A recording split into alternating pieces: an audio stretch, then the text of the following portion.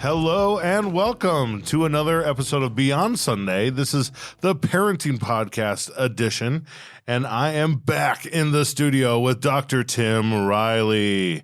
We're going to continue our conversation on the book that he's written, First the Broccoli, then the Ice Cream, and he is currently in the process of revising.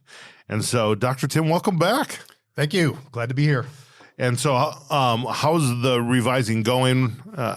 Give us an update there. Painfully. What does that mean? Well, it always takes longer than I think it's going to take. And one of the areas I'm expanding into as part of the revision is media in general, social media in particular. And once I started diving into the research a little bit, found out there was more there than maybe I had anticipated, and I want to follow the idea of doing it well rather than doing it quickly. So yeah, I'm spending a lot more time with primary source research, trying to flesh it out a little bit.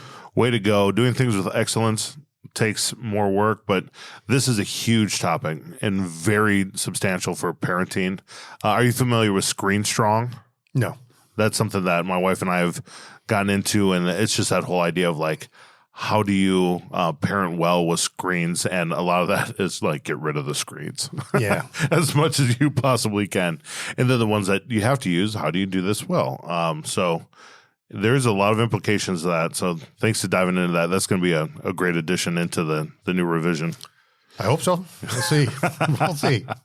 Well, we left off kind of like still in some of we're moving into practical, but into a lot of like the foundational parts of parenting from your book. And so we're going to continue today with the motivation, putting motivation into motion. So get us started, please. Okay. So for me, I'm a pretty simple guy. So I tend to think in terms of, let me have a story or an analogy or something that makes sense to me that explains some of the primary principles. So when we're thinking about behavior and motivation, for me, I always use the idea of chocolate as that's a motivator for me. Yeah. What kind of chocolate do you prefer? So I'm a big fan of like Hershey bars and particularly the ones with almonds. Oh, okay. That's my candy bar of choice. All right, there you go. So in the case of some circumstances, we might actually be talking about chocolate. In other cases, we might be talking about extending curfew or some other kind of privilege or something. But we're using the idea of chocolate as a stand-in for the general issue of motivation. Okay. So I like chocolate. Me too. Right? So if you want to get me to do something, if you want to motivate me, a good way to do that would be to say, Tim, I have a Hershey bar. With almonds. Oh, yes. And I just need you to do something for me, and I'll give you the Hershey bar, right? So that's first the broccoli, then the ice cream sort of thing. In this case, first the chore, then the chocolate bar. Then you get the chocolate. And I say, great, almonds. I'm interested. I like chocolate. What do I need to do? And you say, easy. All you need to do is 500 push-ups. Whoa, easy. Okay. Am I still interested? Not so much. Does that mean I don't like chocolate? No. It just means that the exchange rate is off. Okay. What you're asking from me doesn't seem like it's worth the effort to get the reward. So very often we end up asking kids to do things without much reward attached to it, and they're maybe not as motivated as we think we do. And so they think, well, that they don't like that thing, whatever. But it's not that. It's just that the exchange rate is off. So if, on the other hand, you said, Tim, I have this Hershey bar, I'll give it to you. If you do something for me, and I say, okay, what? You say 5 push-ups. Now I'm kind of interested because I can do 5 push-ups. Well, big pause. 2 push-ups. but now we're getting into territory where the task matches up with what you're offering. So I start with 2, and maybe I give you 2 and I get the chocolate. I get to taste the chocolate. I get to feel the reward. And then the next day it's 3 and then 5. And maybe we work our way up to 500. Maybe we don't. Right. But the fact is you have to find an exchange rate where the kid is willing to put in the effort to access the reward, and then you build from that point up. Right. So the difference with my kids, it could be like, hey, I need you to put away your shoes and coat in the mudroom, rather than we're going to clean up the whole house. Yeah. Okay. Yeah, and once you're done with that, then we can do something fun. And then maybe we go on to the next task. If it's going to be, I got a 5-year-old kid and we're going to spend the whole day cleaning house, and then you can have a few minutes of TV time, you're not going to get much effort for very long. And it's going to turn into more likely a battle or resentment or other kinds of things. Right. And threatening of like, well, you're not going to get your TV time, and then screaming. Right. Then it turns cleaning. into a punishment-driven approach instead of a reward-driven approach. Excellent. Okay, so chocolate is one way to look at it. You have in your book, you have some other things on motivation, workman with paycheck, and so here let me take the other side of the 500 push-ups. Okay. So maybe you really need 500 push-ups from me. I do. That's the thing. I do. Good luck with that. So you say, look, I really like you to do 500 push-ups here. Yes. And I have a certified check for $10,000 that I will give you if you do 500 push-ups. Over time, or do I have to do it all at once? Yeah, well, presumably in some amount of time. Okay. Now, I still don't think I can do 500 push-ups, but you're going to get one heck of an effort out of me to try to do that if you're dangling that check in front of me. And I may be able to do more than I even thought I could do. Right. If you're offering me that kind of an incentive. And it doesn't imply that you should offer your kids big cash rewards. Right. It just means that you have to find the balance point between what you're offering to make it enticing enough to them to do the task that's involved to get it. But it's always better to find ways to get them access to the things that they want and to establish the relationship between do something, get something. Better to get a smaller amount of compliance than a bigger amount of resistance. Better to get a smaller amount or a bigger amount of compliance than a smaller amount of resistance. Or did I say that wrong? Yeah, that's pretty close. Close enough. Okay. So the goal is to get some victories. Yeah. You get some motion, get some movement, some momentum. Like that's one of the terms that psychology has stolen from physics as behavioral momentum. Ooh. Right? And behavioral momentum is just get the behavioral ball rolling, get some action, make something happen. And it's a reliable principle. In fact, salespeople will call this the foot in the door technique. Okay. That you're a lot more likely to get somebody to do a big task for you if they've already agreed to and completed a smaller task. You got your foot in the door. Mm-hmm. And once you get momentum, once you get things rolling, then you can usually get subsequent tasks, compliance with subsequent tasks more easily. Okay. So when you get your foot in the door, you get things started, kind of like a Mormon or Jehovah's Witness approach. Just like, let me in the door. Exactly We'll get this conversation started just like that. You don't have to wear a white shirt though. So no, you don't. Yeah. You don't. And I see this too also with like, I was just talking to my son the other day at basketball practice. He's really frustrated. He's a third grader. So he's new into basketball. It's his second season ever doing it. Second grade year was hilarious. Yeah. And so my son is very fast. He loves to go fast and he's reckless. And so that helps him often in sports because being fast is great. But in basketball, it's really hard to finish a layup when you're going very fast, especially before you're coordinated. And so, like, I was talking to him just yesterday of like, Benton, when we're at home, let's move that hoop down to 7 feet. And then we can go to 8 feet. Then we can go to 9 feet. And he's like, why would I do that? I play on 10 feet. And I said, well, you get pretty frustrated once you miss 2 or 3 at 10 feet, don't you? And he said, yeah. And do you want to keep trying? No. I said, well, we need success. Let's make 5 at 7 feet. And then move it to 8 feet. So is there some similarity to that? Yeah, I mean, success is a big motivator, right? And again, not the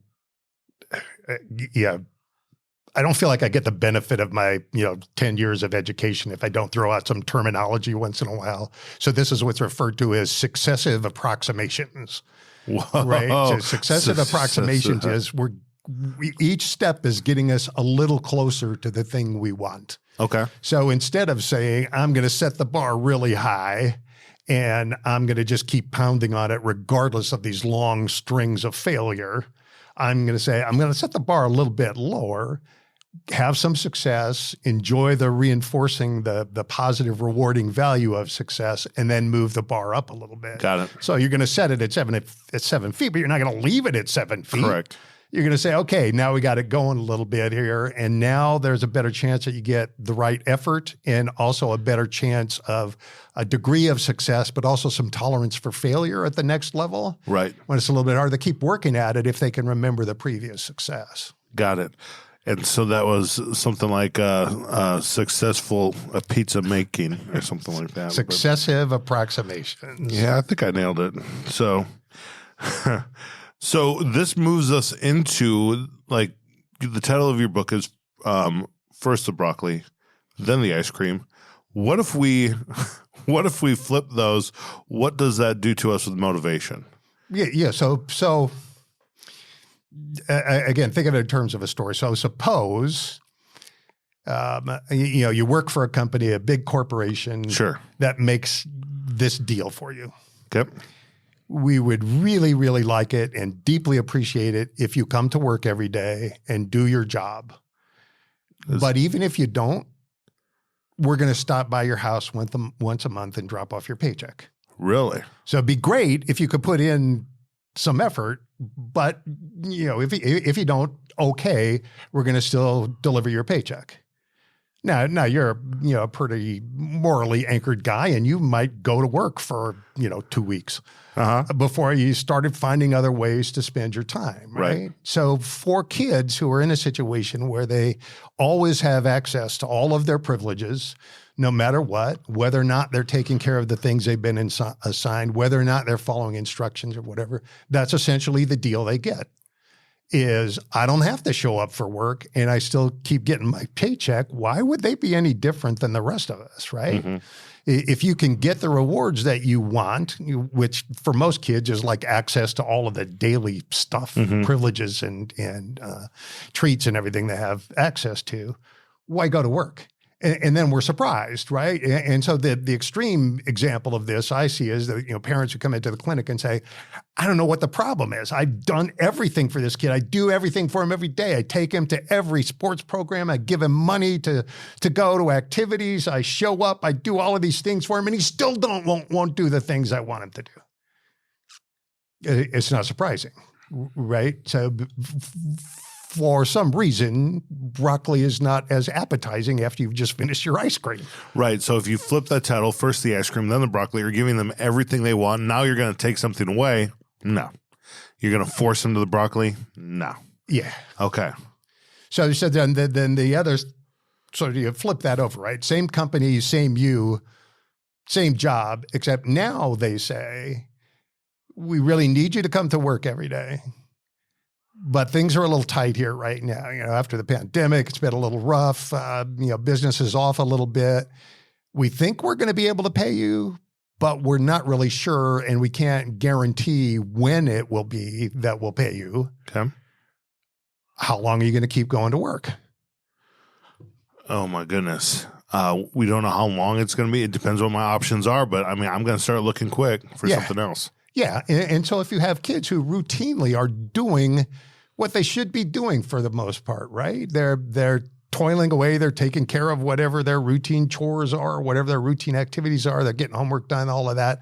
But they don't get very much recognition or response for that, or there's no systematic way to reinforce that behavior. That's the position they're in. Mm-hmm. It's like, well, keep doing what you need to be doing because it's your responsibility to do that. But we're not sure when or if we're going to pay you. And we don't recognize that consistency of daily effort.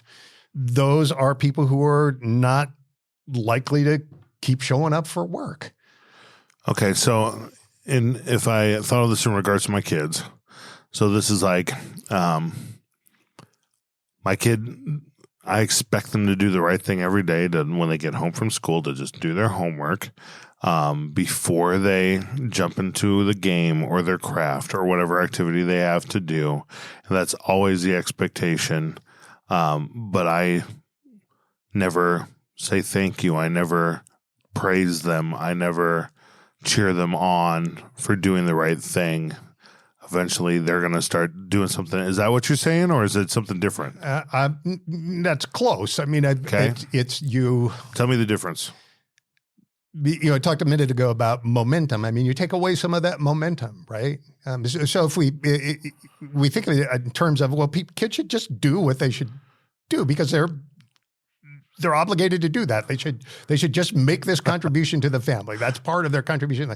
But by the same token, we expect to get paid at our own jobs if we just do what we're expected to do. Correct. Right? If I show up, I see patients, I turn in my bills, I expect to get some money at the end of the month. And if you go above and beyond, do something else, then I expect a promotion, a raise, something else.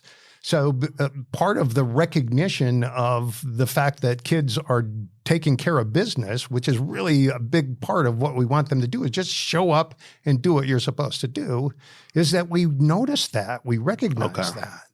Right? It's like, hey, thanks for getting your stuff done before you got your games out. I really appreciate it. Right?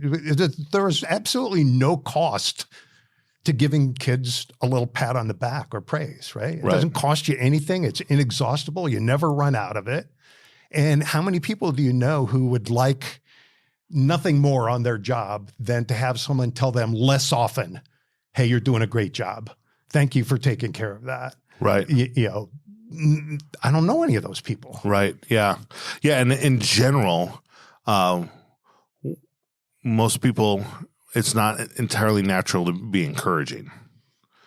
And so whether your kids or adults, I feel like we get more commands than encouragements normally. Yeah. Yeah. And it's particularly true if you've got a kid who is not well behaved or for example, in the case of kids with ADHD, if you look at how things happen for them in school, they get somewhere between 6 and 10 times as many directive, corrective statements, things like stop that, put that down, turn around, keep your hands to yourself, whatever, as they do positive and praise statements. Yeah. And for other kids, that ratio is reversed. Okay. Right. So after a while, what they expect is this is the way my interactions with adults are going to look. I'm going to get corrected. I'm going to get directed. I'm going to get whatever. And that's not all that much fun. No. And so they'll tend to shy away from those things. So I've done things where I've, asked teachers to put a pile of paper clips on their desk, count out 25 paper clips. And at the end of each hour, you should have moved all of those paper clips from the left side of your desk to right. Each one of those paper clips represents a time when you told a kid in your class, hey, great job.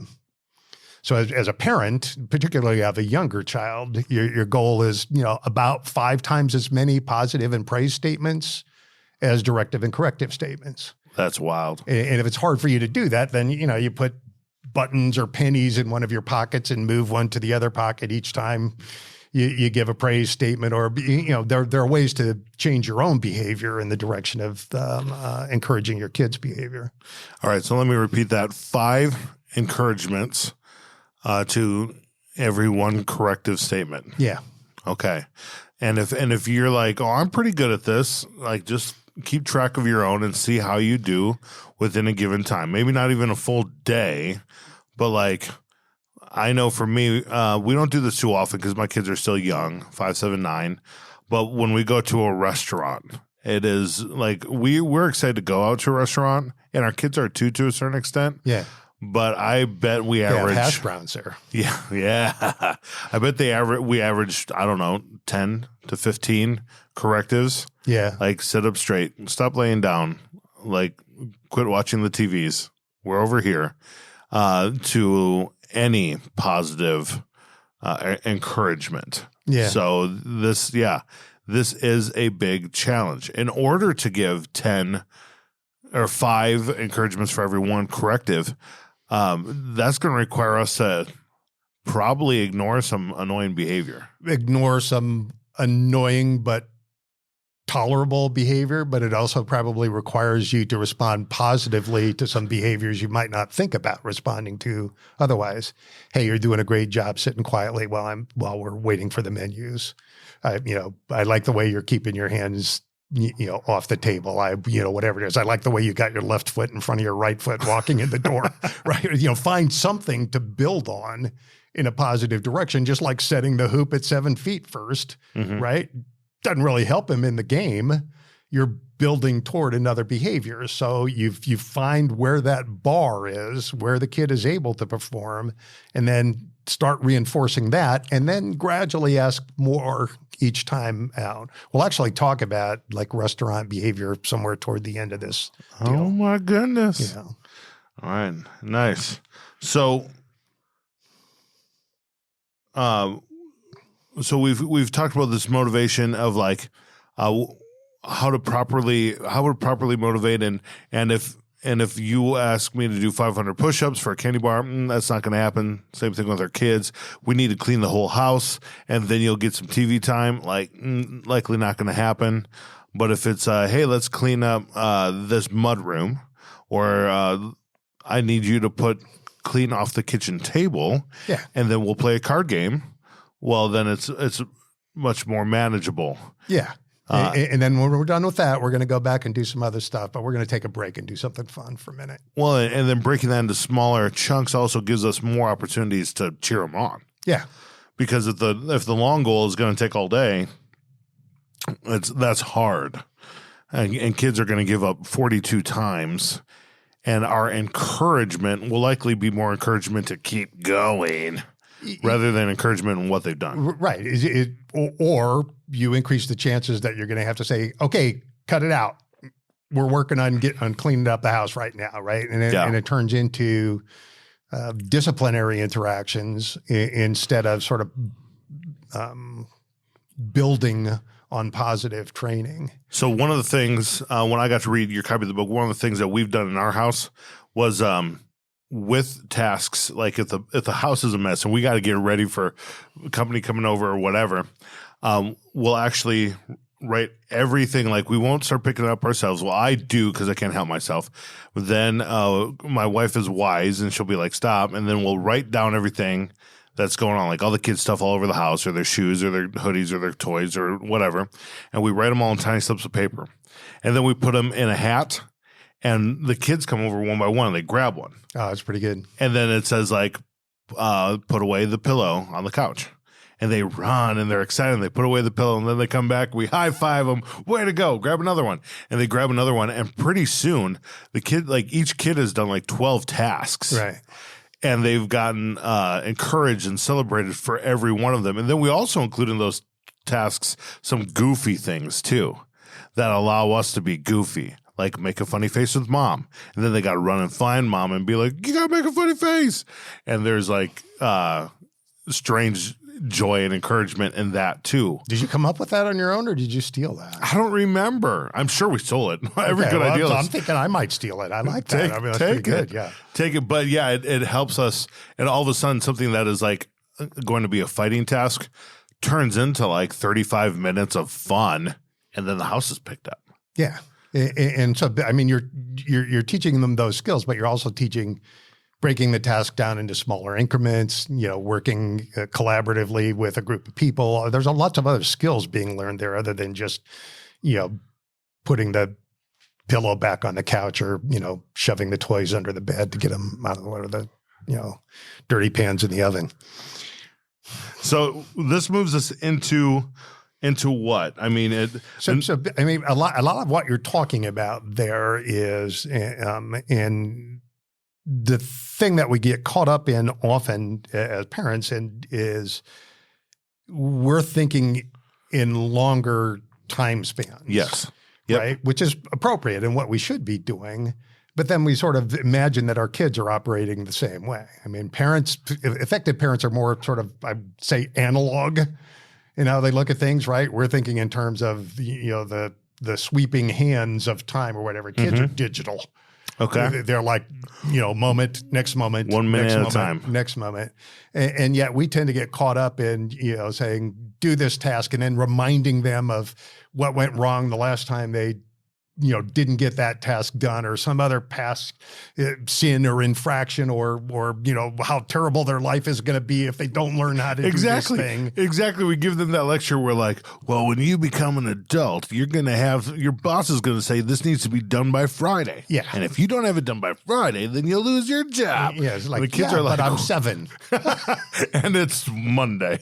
Yeah. So there's that. And I mean, and kids are, as we said before, I think at one point, I mean, kids operate basically in 2 time frames, now and not now. Okay. Right? One of those is important to them, one is not, right? They're operating basically where they live. And so when we start talking to them about these long-term consequences, or we deliver long-term consequences, not only does that not resonate very well with them, but also makes us more likely to forget what we did. So did I say it was grounded for 1 week or 2? And what day was that anyway? And then you forget that stuff, or they say that's not what you said, and you start to have arguments about those kind of things. So the idea is deal with today's behavior today and move on, right? No reason to borrow trouble. Each day has enough trouble for its own. Right? Oh, wow. Getting biblical on us. Yeah, I like it.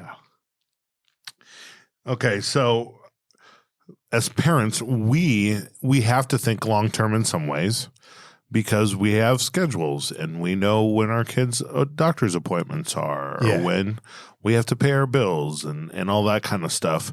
But kids are not thinking that way. And for them, it's now and not now. Right. Okay. So our job is to take what we know about the future. Yes. And bring it into today. Okay. How does what I'm asking you today serve that purpose of making you more effective in the future? You can't explain that to them. They haven't been there yet, right? It's just you're dealing with the moment, building a skill toward something they're going to need in the future. So here's a way to think about long-term consequences. So suppose you take your son to the ballpark. You're going to teach him how to hit a baseball. Yep. Great. All right. So you put a bunch of balls in the car, you load up the equipment, you get a bat, you go out to the park, you stand him at the plate, you show him a grip. Here's how you hold the bat, and here's how your stance. Got it.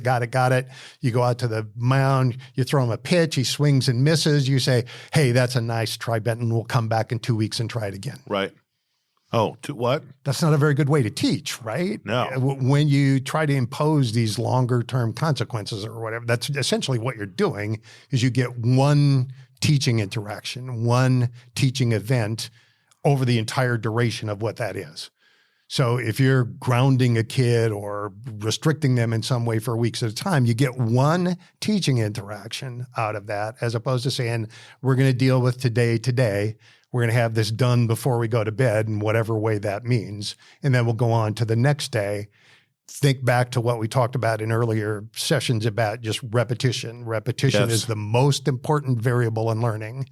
You can't have a lot of repetition if you're doing everything in these kind of long-term things. And for kids at age 5 and 7, and to some extent at age 9, it's like now. Mm-hmm. The future is 10 minutes from now. It's not 10 years from now. So what age can they start to, does the future actually start to impact them where they can think a little bit longer? Well, kids are developing all the time. I mean, probably by the time they're age 7 or so, they're beginning to have more of a concept of that. And some of the ways that we help them learn how to do those things. So if you have charts, or you look at the calendar, or it's like, well, we got this done today. We're going to make a mark on the calendar today that says you got this done, or put a sticker on there or something. So there's an immediate reward. Yep. But then, and at the end of the week, we're going to look at this. And if we have enough stickers, then we can do these extra things. So now you're helping them bridge the time gap between the behavior today and the longer term outcomes. And you're sort of training them to be more aware of those things. Got it. And for parents who are like, I can't help but be futuristic. This is how God has made me. And I want my kid to be able to start thinking this way. Is that 14? Is that 16? So I don't exactly know how to characterize this, and there are different ideas about how cognitive development happens. By the time kids get to be probably late elementary, middle school, they're better able to anticipate those things longer term in a realistic way. I mean, kids are always able to say, next year we're going to Disneyland, and they have no idea when next year is. They're just waiting for the day to roll around. Yeah, like 165 sleeps. Yeah, but in terms of actually having a grip on full sort of abstract reasoning, maybe the middle of high school, for males in particular, a little later. Yeah. And for some people, maybe not that much at all, but it depends on the kid, but you're always sort of probing that and seeing, if you're promising consequences that are too far out, they lose the connection between their behavior and the consequence, and you're not really teaching anything. Well, I think that's healthy for parents to hear, though, because each parent is wired differently, and some it's harder to just naturally live in the present. And so to know that, like, it's not going to be until they're maybe teenage to late teenage years that they can even start thinking this way. So let that be your expectation. And if you have an exceptional child who can think like that a little earlier, that's unlikely, but great. But for most of us, let's day to day for a long time. Yeah, I mean, think about a road trip that you've been on, right? And your kids are like, "Are we there? Are we there? Are we there?" It's going to be 9 hours, right? We just went to Green Bay a month ago, and literally within 20 minutes of the drive, how much longer? It's like, well, depending on how many times you have to use the bathroom. If they're struggling to manage the time frame of Omaha to Green Bay, how much more are they going to struggle to manage the time frame of in 2 months? This is going to happen. I mean, it's not that they don't understand it conceptually, but it just for most kids doesn't have that much impact on their current behavior. So it's not that you shouldn't talk about it, but if you're saying if you behave like that, nobody's going to want to play with you, and you'll never get into a good college, and graduate school is out of the question. You can't expect that to have much impact on whether or not they clean their room today. They don't care about that. It's not now. Right. So then connect this to punishment. Okay.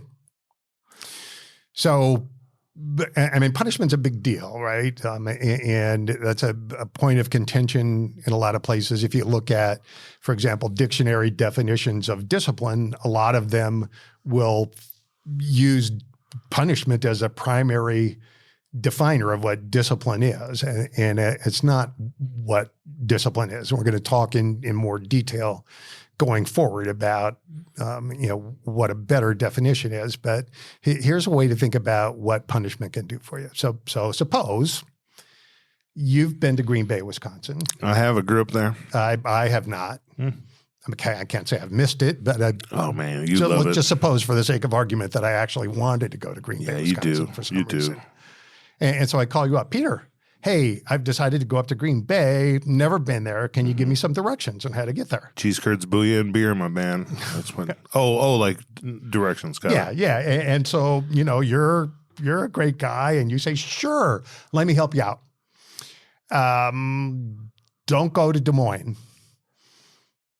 Don't go to Portland. Don't go to New Orleans. Don't go to. That's not a very good way to give directions. Essentially, that's what punishment does. Punishment tells your kid where not to go, what not to do. It doesn't tell them anything about what to do instead. So if you rely mostly or exclusively on punishment, you're in for a very long trip because the number of things that they should not do is very large. So are there times when the kid is heading off in the wrong direction and you need to stop that? Absolutely. And that's what punishment is for. Punishment says basically whatever you just did, don't do that again. Okay. But if that's not followed up with do this instead, then you don't have a disciplinary interaction. You just have punishment. You don't have a complete teaching interaction. Oh, boy. Discipline is designed to teach, build, refine positive behaviors not just to stop or hold back, restrain negative behaviors. You can punish a kid into less bad behavior, but you can't punish them into more good behavior. Wow, this feels like a bit of a hot take, and maybe something that's going to take a second to understand. So you said you could punishment a kid to stop doing the bad behaviors you don't want them to do, but you can't punish them into doing the behaviors you want them to do, the positive ones that are going to make you happy and make your life a little bit more blissful. Yes. Okay. So It's how do we? not to get overly like psychology jargonish, Oh, but here he goes. But Here he goes, folks. By definition, punishment is anything that leads to lower probability that the same behavior will happen again in the future. Okay. Punishment makes a behavior less likely, right? So if you punish every single bad behavior, eventually all you're left with is good behaviors. But Yeah. there's a really long list of potential bad behaviors. So instead of saying, don't go to Chicago, don't go to Kalamazoo, don't go to Portland, don't go to New Orleans, you say, let me tell you what to do. Do this. How do you get to Creamy? Man, I turn on my Waze GPS, which I've recorded my own voice giving the directions. You can do that on Waze, or you can ask me for mine. I'll text you mine, and you will regret it after 20 minutes of driving with my directions. But yeah, I turn on my GPS. I go through Des Moines, through lovely Dubuque. Dubuque is so lovely. I like sure. You wouldn't know it, but you drive through it and it's beautiful. And then through Wisconsin, through Madison, and up to Green Bay. So yeah, so I would say here's what you're going to want to do. You're going to want to go across Iowa through Des Moines. Shortly after that, you're going to head up towards Dubuque. And then once you get to Dubuque, head across through Madison and up to Green Bay. So that'd be the better way of giving those directions. And my GPS doesn't tell me, don't turn here. Right. Whatever you do, don't turn here. It says, at the next traffic light, do this, right? It doesn't tell me what not to do. Mine says, hang a Louie. That's what Waze. Just Yeah. I'm really glad I don't ride with you. I'll send it to you, Tim. You can use mine. So one of the maybe the biggest problem with punishment is that it works. Ooh, the problem is that it works temporarily. Got it. So, the example I use in the book is so you have, mom's got a kid who's going for a cookie in the cookie jar, and she catches him. It's before dinner. She slaps the back of his hand. No cookies before dinner. And he backs off, right? Because punishment leads to less behavior. It leads to a reduced effort to get the cookie, but the kid still wants a cookie. Oh, so bad. Right. So as soon as he gets another opportunity, he's finding a way to get to the cookie jar.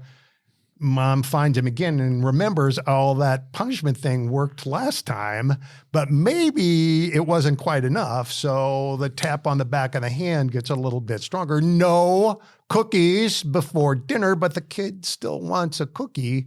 So rather than saying, if you wait till after dinner and you eat a good dinner, you can have the cookie. And using that as a motivator, she's now turned it into this point of contention. She's getting less bad behavior, but she's not eliminating the desire for that cookie. She's not giving an alternative behavior to achieve his goals. That's what teaching looks like. That's what a real disciplinary interaction looks like. So people get into this situation where, and these are the parents who come to me, is like, I don't know what to do. Right. I've taken away everything. Right.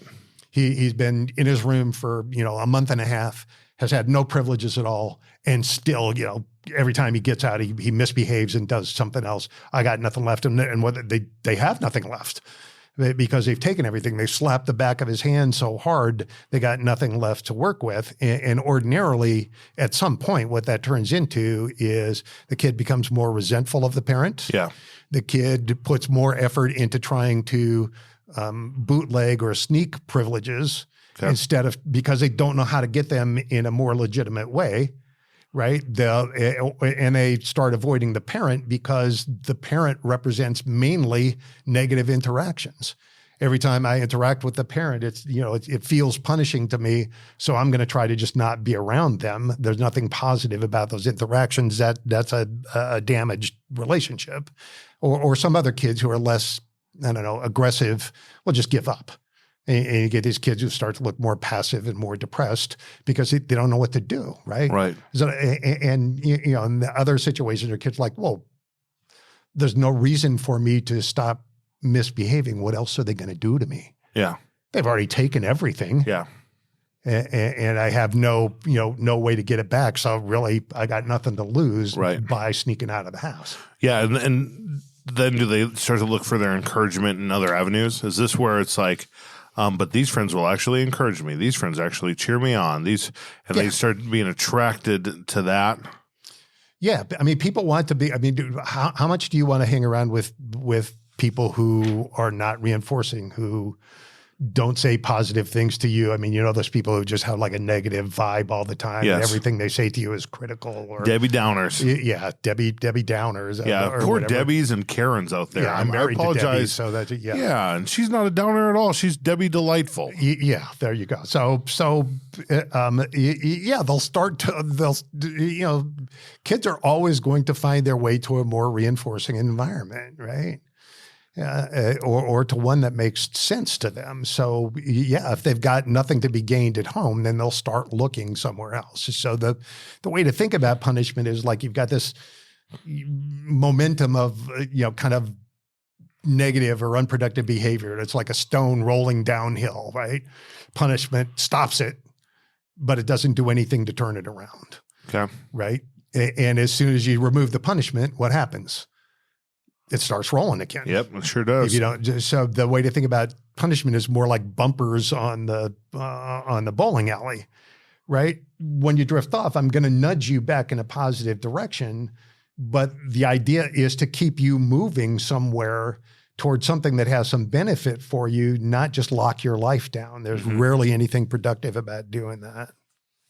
So discipline most often includes punishment. You're going the wrong way. You need to stop.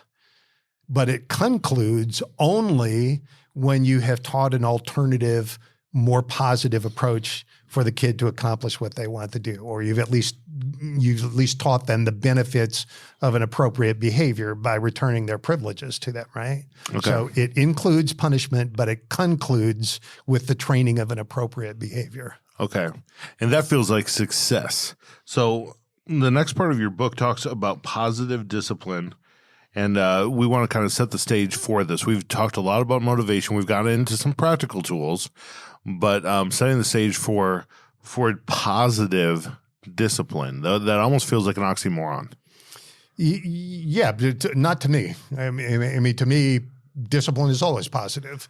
Oh, because every single disciplinary interaction with your child, from the first, 30-second timeout when they're 2 years old or a year and a half old, all the way to the last time you take their car keys or ground them as an adolescent, ends exactly the same way. It ends with you saying, "Hey, great job. Thank you. And by the way, here's your stuff back." Ah, okay. Because you've provided an opportunity for them to exhibit some positive behavior, to do something to demonstrate they're moving in the right direction, and you've rewarded that positive behavior. That's when the disciplinary interaction ends. If it ends with punishment, that's not teaching, right? That's, control maybe. Yeah. But we'll never have a good outcome. Got it. Okay, so this is a building thing too. It's not. There's no magic solution.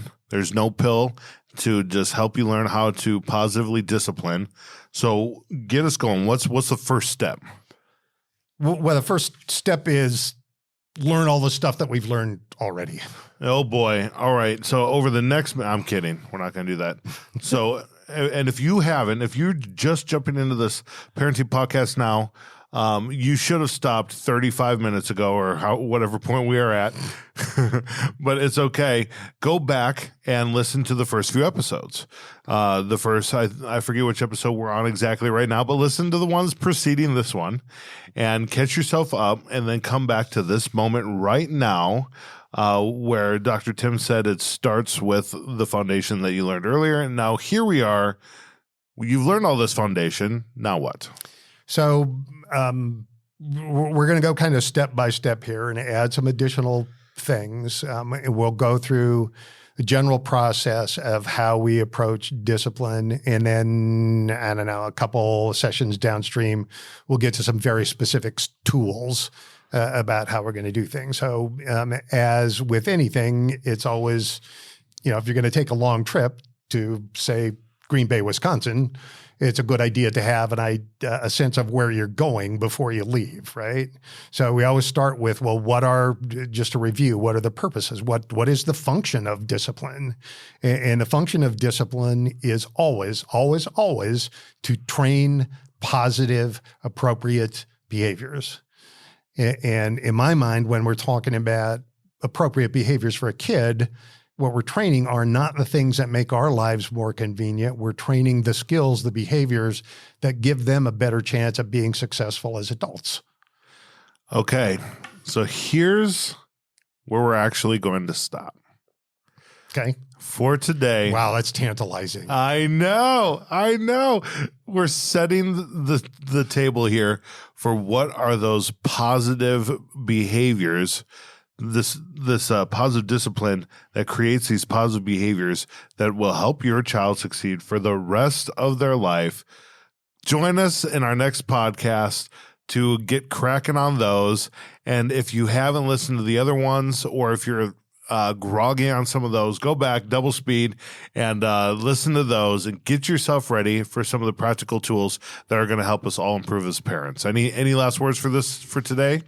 Goodbye. Goodbye and good night. We love you. Parent well.